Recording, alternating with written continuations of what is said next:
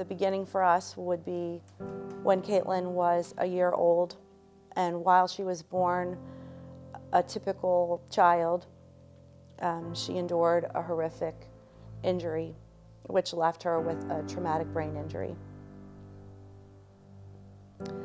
And because of that, she suffers a global injury, and when you say that, it means permanent brain damage. She suffers physically with an inability to walk, inability to use her extremities, an inability to speak so that people can understand her, and just a general overall cognitive deficit. Where do I get my strength? It's from Caitlin. That's really the bones of exactly where you get it. It was all about survival, because Kate spent over 3 months hospitalized, and at that point you're really just praying that your child survives and comes home from the hospital. She spent months in rehabilitation, and when she finally came home, the therapy began. And at first, you're very excited about the notion of therapy, because that was the rainbow. That was what was going to bring her back to what you expected your child to be. That was the possibility of the brain healing and giving her the ability to walk again and talk again and function like the child that you thought she was going to be. Of course, the greatest fear came when they told us that Caitlin was going to require what they call bilateral derotational osteotomy, which left Caitlin in a full body cast for 6 weeks, which we knew that would happen. But after she was able to come out of the cast, the therapy was like starting all over again. After 7 or 8 years of learning to walk again, she was starting all over again. That was also the time that Caitlin was leaving, the preschool idea, and now you're starting to talk about going to public school and kindergarten.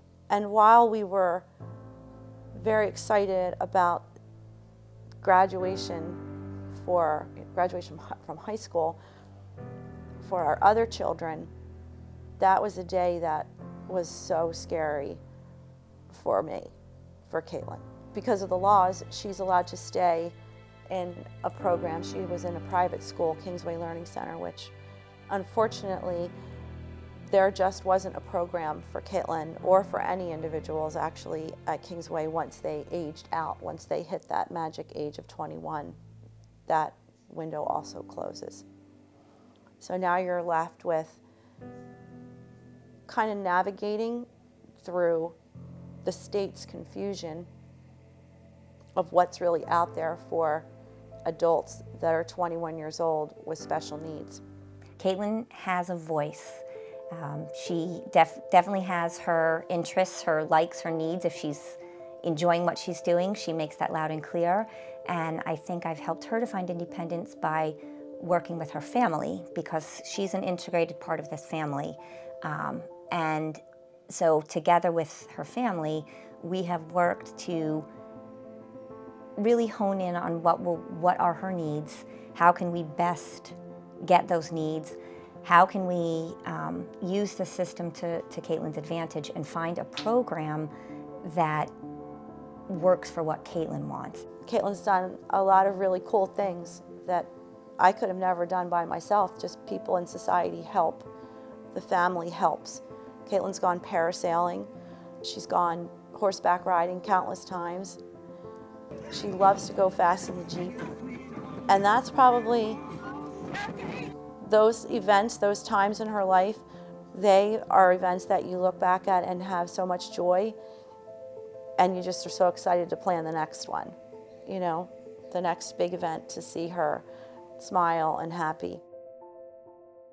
Hi, you, Mama, Dad.